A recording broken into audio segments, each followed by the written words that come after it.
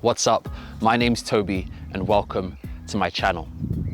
Today, we're an hour and a half outside of London in the Sussex countryside, and I'm going to be showing you this incredible cabin just behind me. Now, this 2-bedroom home sleeps 4, and it's nothing like we've ever toured on this channel.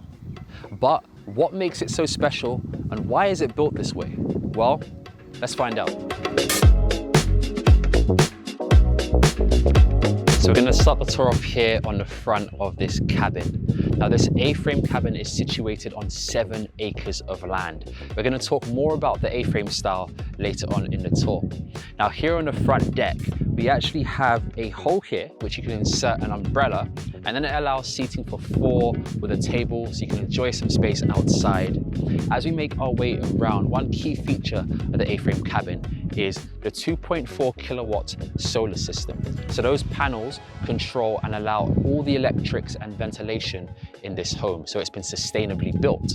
As we make our way around to the front of the home, another key thing to point out is that we have 2 hooks here which allow for a hammock. And then just below that, we have your logs, which provide the fireplace. We'll also speak about that in a moment. Making our way inside, we have your bifold door, which slides open and closed and allows that much needed indoor-outdoor living flow. Now let's step inside and check out the home. Here we are in the living room. Now, the first thing you have to point out is the ceiling height in this A-frame. It's super open, super airy. There's so much volume in here. We have these 2 hanging light fixtures. And in the living room, we have your hardwood floors. And then this is the cozy reception space. We have seating here for about 5. Just behind the sofa, there's actually a storage compartment. So the storage has been very well thought out in this A-frame. You actually have the same storage on the opposite side of the living room. There's also your shelving unit here where you can place your books. As we step on this side, on the opposite side, we have your dining room here. This table allows seating for 2, but you can pull this out and allow seating for additional 2. So 4-piece dining room set there. There's also the same shelving unit here with your books from the opposite side. Now, coming around, one thing we can't miss is the fireplace. Now we have your fireplace here, wood burning, and the coolest thing is that these logs are sourced from the hazel trees. So everything has been provided for you here. And how amazing would it be to have this in the winter to warm up the space? Now, a bit of history on A-frame cabins. They grew in popularity around the world during the 1950s and are relatively inexpensive to build, even so that the US department store Macy's sold them as prefabricated kits. How cool is that? So as we finish off here, it leads us into the kitchen. I want to start off with the countertop. Now, this is a copper countertop and it changes in color when it comes in contact with light and substance. I think that's awesome. And it's such a raw industrial feel which sets the vibe in this space. Making our way around, we have your cooktop here.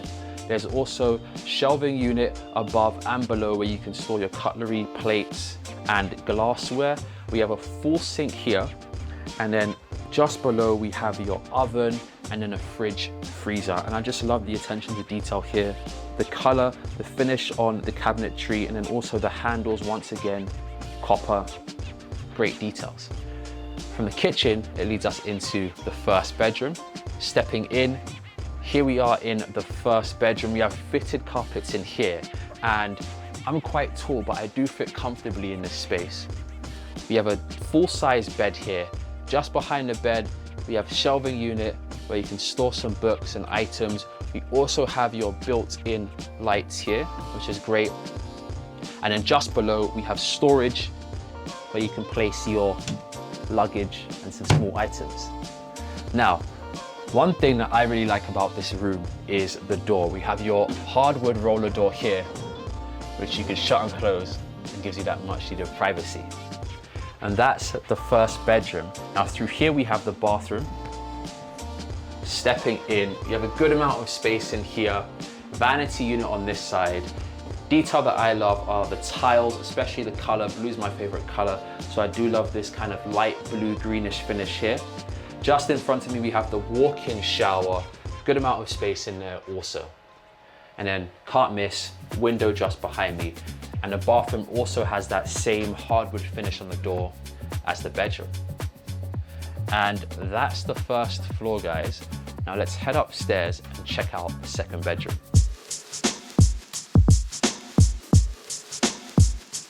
Check out this staircase. Let's take a few steps up and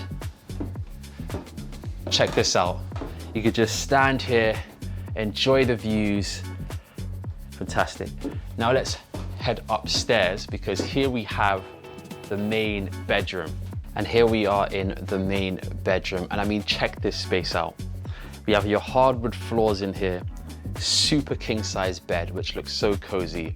And of course, this triangular A-frame style window, which provides you views of the countryside. I mean, how awesome is this? There's also 2 built-in light fixtures and then a second window here, which opens up where you can get some fresh air into the space. And when you need that privacy, you also have these curtains here, which close and allow you to have the space to yourself. Now, we're not done yet because we're gonna have a chat with the owner and get his thoughts on the space. So I'm sat here with Duncan, the owner of this amazing A-frame cabin. And my first question, Duncan, is what made you want to build an A-frame?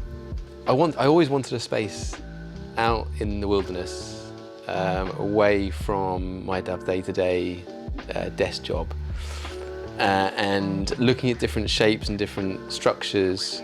The A-frame kind of stood out to me as one that weirdly fits really well in nature.